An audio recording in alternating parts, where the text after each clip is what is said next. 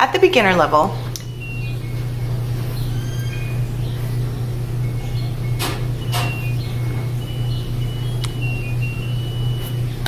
my laundry is finished. Yay!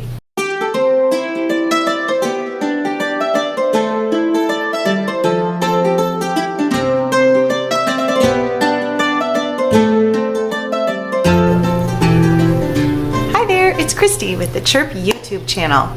Here we are for our second group of how to play with toys with kids with autism.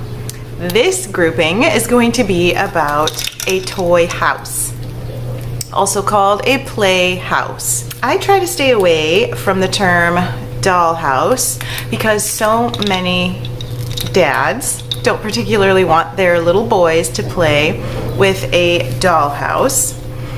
And I believe it's really important that kids of both genders learn how to play with toy people. It's totally fine if your toy people don't look like this. I don't recommend toy people who are just soldiers because they're there for a particular job, and that job is to kill people.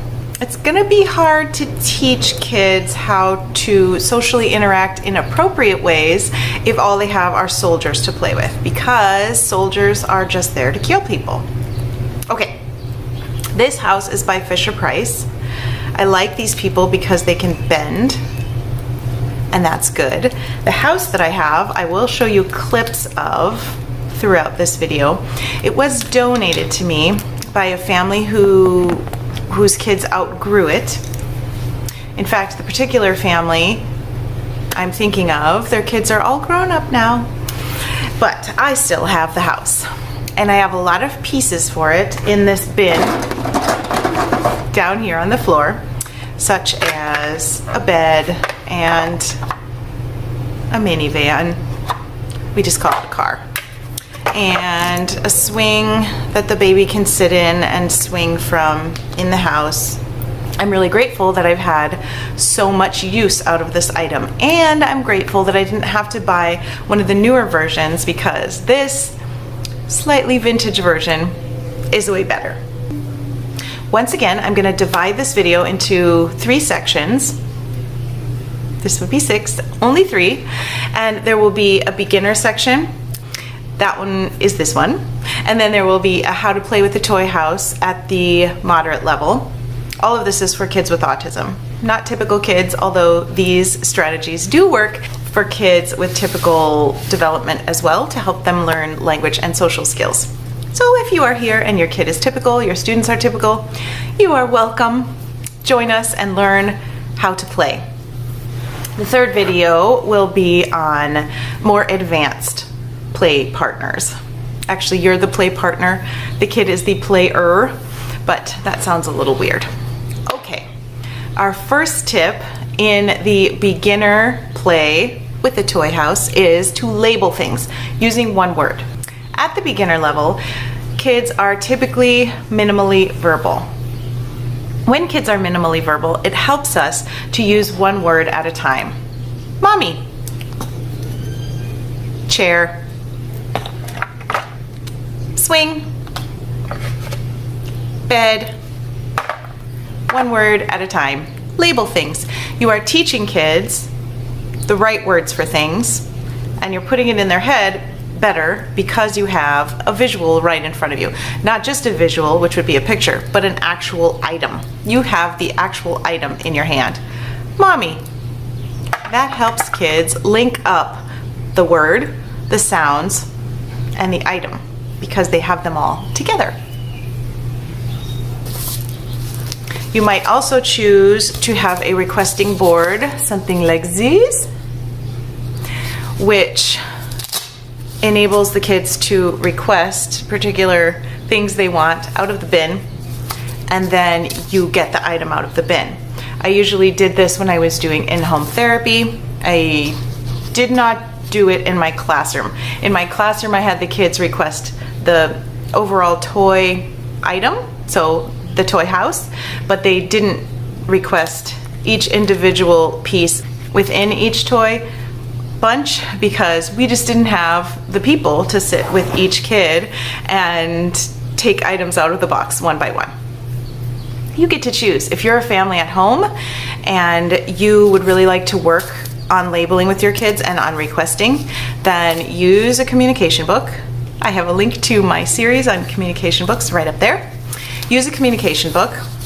Print out these little pictures for each of the items in your play set and have your kids request each item one at a time as you take them out of the box. Don't take them out of the box until your kid asks you. I have a bin that has these flappies on the side.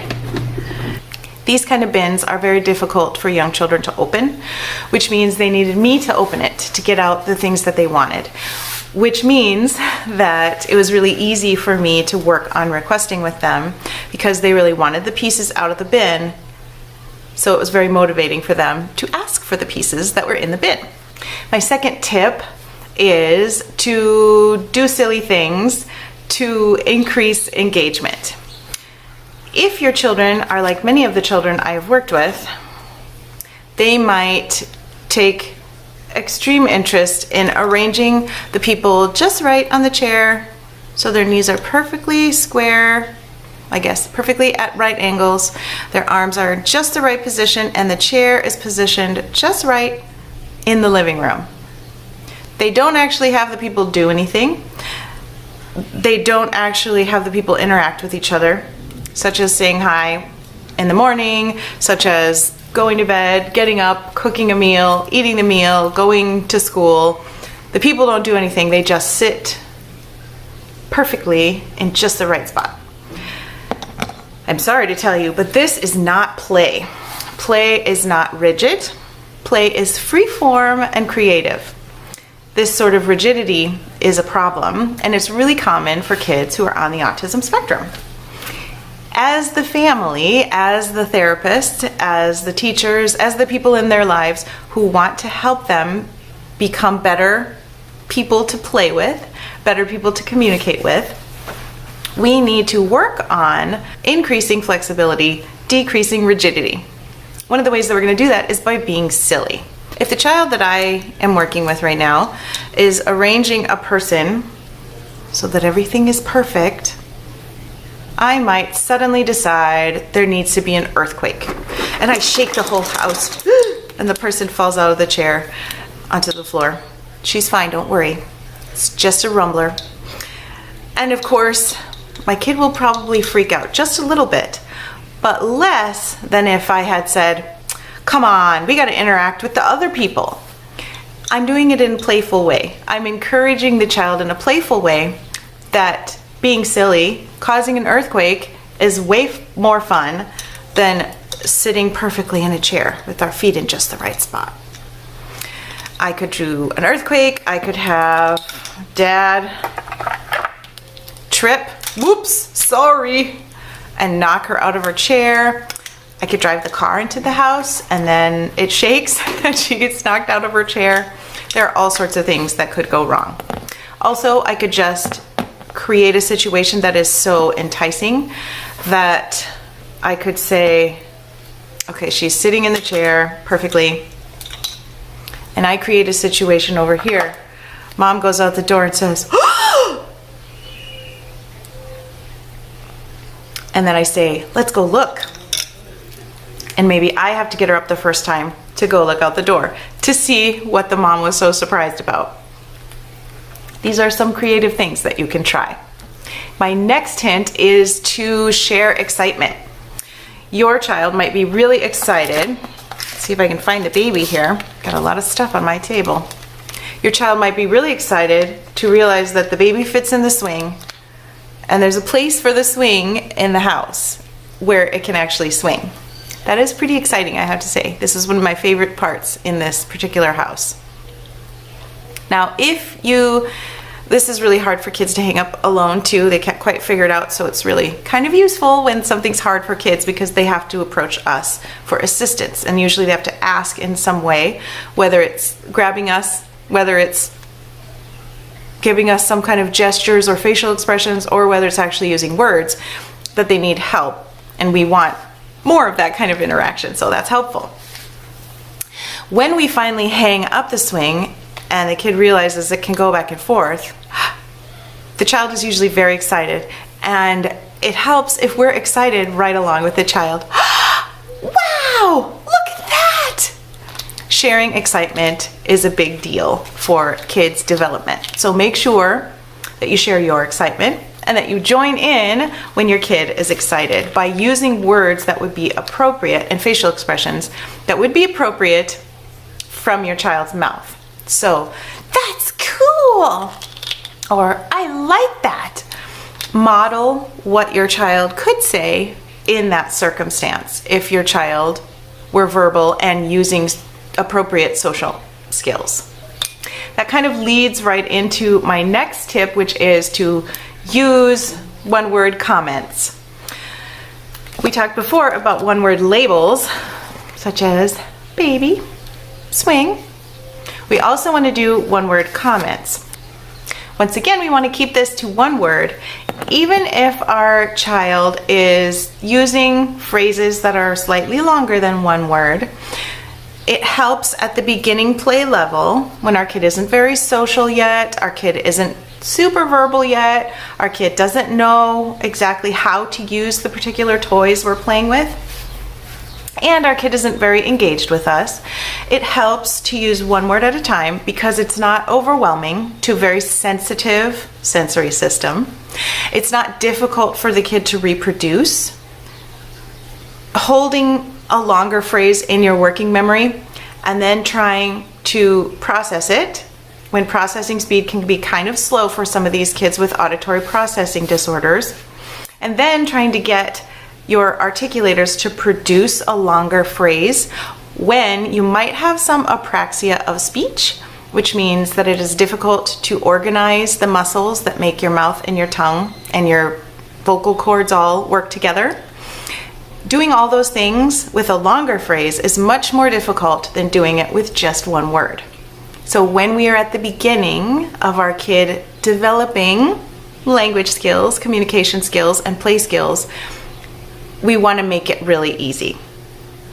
Keep in mind that while this kind of social play seems easy to us as neurotypical adults, it's not actually a simple activity. We're combining communication, social skills, sensory organization, self-regulation skills.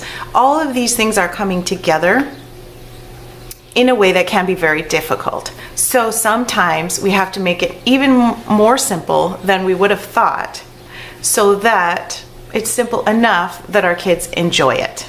It's not supposed to be the SATs. It's supposed to be fun.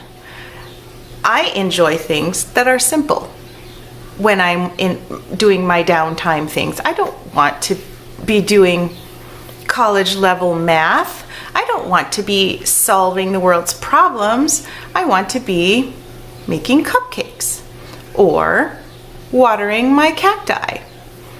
Although I can't do that very often or they will die. I want to be doing easy things when I am playing. Easy things are what makes it play sometimes. We want to make sure that this is play for kids. This is not school. We are not testing them. This is a fun activity. It just so happens that they're learning at the same time. My next tip is to model and encourage appropriate actions with particular toys. For example, kids I work with, kids with autism, like vehicles. They like vehicles because vehicles don't interact with each other typically. They don't have any people in them, so they don't have to worry about social skills or communication, which are two things that are very difficult for kids with autism.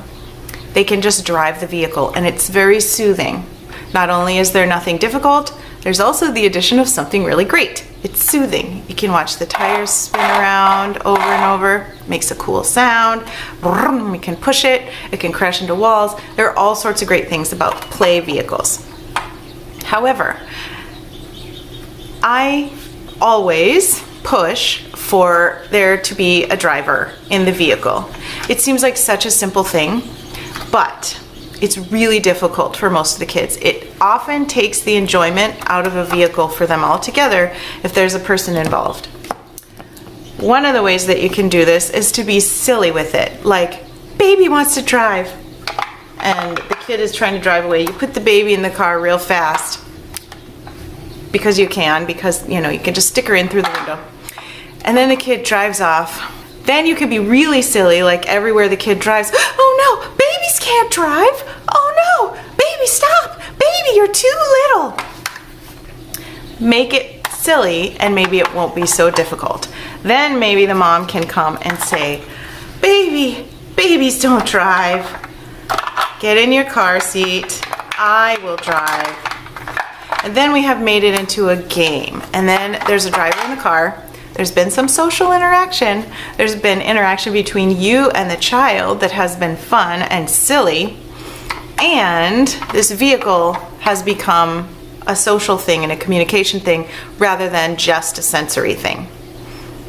If your child totally gets thrown out of whack and starts melting down because you tried to put a person in the car, let it go for now. Try it again in a few minutes. Try it again next time. If you can get a matching vehicle, that's great, because then you can play with the matching one with the appropriate person driving rather than the car just driving itself. Although I guess now we do have autonomous vehicles, so you could talk about how the one car is like a Waymo car. Are they called that now still, or did they get bought? I can't remember. Anyway, pretend the one is an autonomous vehicle, but yours is an old-fashioned one that needs a driver. And it does help sometimes to have two different sets of things so that you can demonstrate how a neurotypical person would play with that toy, and you can work on your child developing those same skills, because we have things in our brains called mirror neurons, and they kind of make us want to do what someone else is doing, like yawning. Those are my tips for playing with kids on the autism spectrum with a toy house at the beginning level. It's a very long title, but I hope it's very helpful for you. I will put links down below to some really good play sets with houses. And before I end this video, although I think it's getting a little bit on the long side for many of you, I really like long videos, but I know that not everyone does. So I'm trying to give you a range. One of the reasons why houses and other toys that we actually would see in daily life are so important to include in our play is because we're actually practicing during play the skills that we want our kids to know for real life. We need our kids to know how to ask each other who's going to drive, me or you. We want kids to know how families sit together and eat dinner. We want families to know how to kiss the baby goodnight and then go to sleep as the grown-ups. We want to practice brushing our teeth and washing our hands. We want to practice all of these family things so that kids do better at them in real life because they've had a practice run. It's kind of like being in a play of Congress. You've never been in Congress, but if you were in the play, you might have a better idea how a congressperson acts, what that person's life is like in Congress. It's good to be able to practice, and play is one of the ways that kids practice these things. I'll see you in my next video for the moderate level of playing with a toy house, and I hope you have a great week. See you later.